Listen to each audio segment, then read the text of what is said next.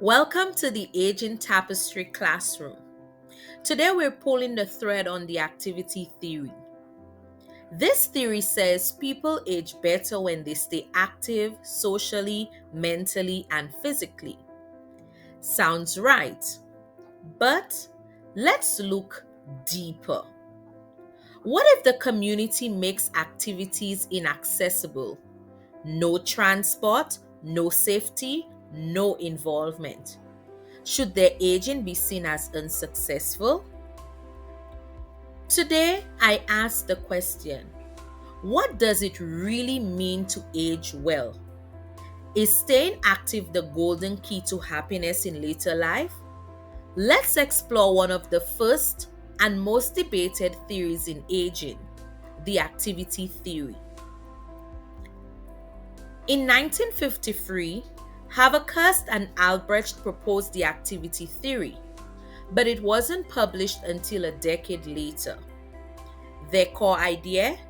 Staying active physically, mentally, socially leads to a more satisfying life in older age.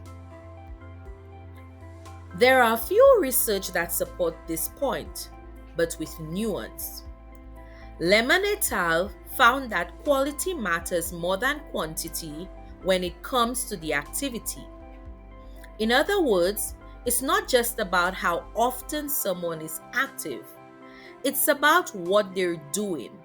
The quality of the activity has a greater impact on well being than the number of times it happens. But here's where it falls short. The theory never defined which activities led to fulfillment. It also ignores real barriers like chronic illnesses, finances, and limited access. And it assumes that being busy can delay aging's effect, a claim that isn't fully proven. So, if staying active is good, the question is, are we creating spaces that truly support it?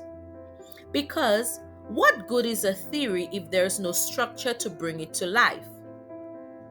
Let's explore ways that we can truly support older adults. Accessibility is key, but it has to go beyond ramps and elevators. It means recognizing physical access, making sure spaces and programs are welcoming to all bodies and abilities. It means ensuring financial access, offering programs that are free or affordable, especially for seniors on fixed incomes. And it means social and cultural access, because it's not just about getting in the door. It's about feeling seen, heard, and respected once inside. And that leads us to something even deeper: diversity. If we truly want to support aging well, our programs and spaces must reflect the real lives of older adults, not idealized versions. That means recognizing the impact of culture, language, identity, gender, geography, and ability. It's not about offering more activities, it's about offering the right ones. Tailored, inclusive, and rooted in who older adults actually are. Because, quite frankly, in the end, aging well isn't about doing everything. It's about doing what matters in spaces where people feel they belong. But even with inclusive programs and accessible design, there's a crucial layer we can't ignore. What happens when someone wants to stay active, but their body or mind begins to change? This is the part the activity theory didn't fully consider. Because aging often brings more than just retirement or free time. It brings arthritis, heart conditions, mobility loss, and for many, cognitive decline. Take dementia, for example. A woman who once led church meetings now forgets where she is. She tries to join a group activity, but the noise overwhelms her. She gets frustrated, maybe even lashes out. Not because she doesn't want to be engaged, but because her brain is processing the world differently now.